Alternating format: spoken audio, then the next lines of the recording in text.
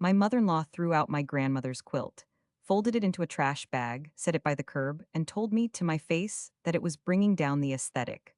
My grandmother's quilt in my house. Okay, back up 2 days. My husband's mom, Diane, asked if she could stay with us for a long weekend while her apartment got new floors put in. Fine, we have a guest room.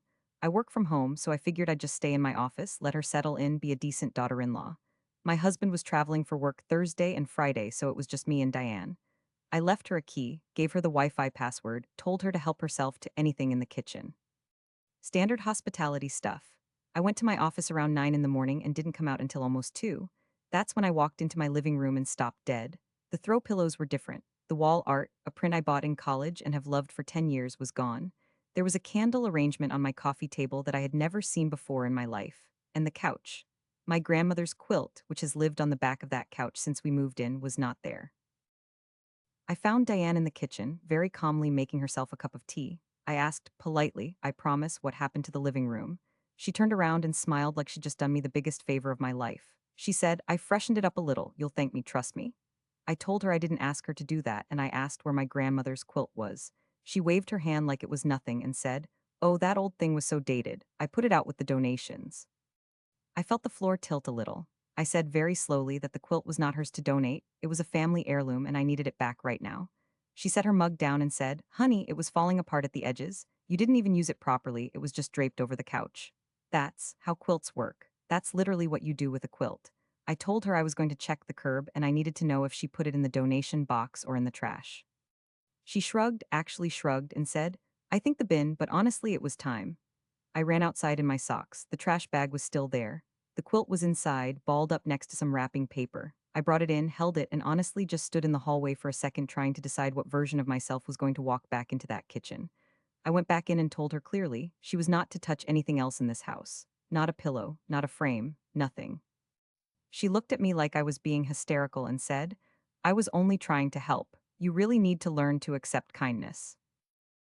I called my husband right there in the kitchen in front of her. She did not like that. While the phone rang, she started in, oh, you're going to tattle to my son? Really mature.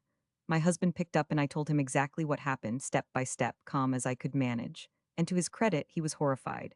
He told me to put her on. I handed Diane the phone. I watched her face go from smug to defensive in about 4 seconds.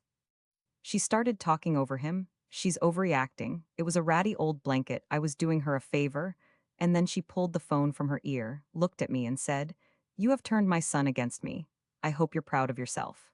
And that's when I was done being gracious about it. I told her that she went through my home, threw away something irreplaceable, and redecorated my living room without a single word to me, and if she was waiting for me to apologize for being upset about that, she was going to be waiting a very long time. She grabbed her purse off the counter and said, I will not be spoken to like this in my own family's home. I said, this is my home, and you're welcome to leave it.